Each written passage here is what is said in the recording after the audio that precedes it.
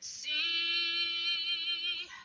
by the dawn's early light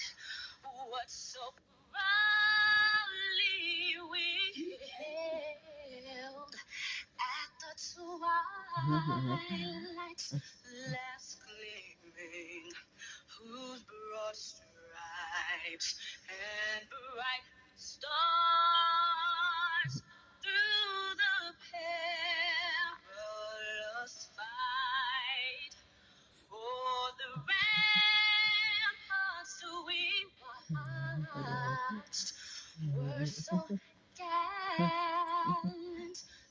streaming, and the rocket's crackling and the bombs bursting in agony through the night, that our flag was still there. Oh, say,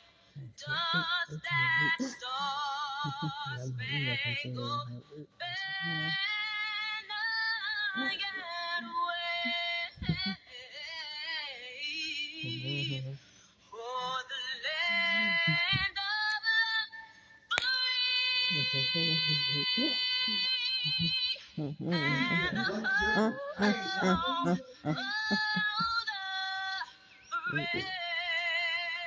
the home of the brave?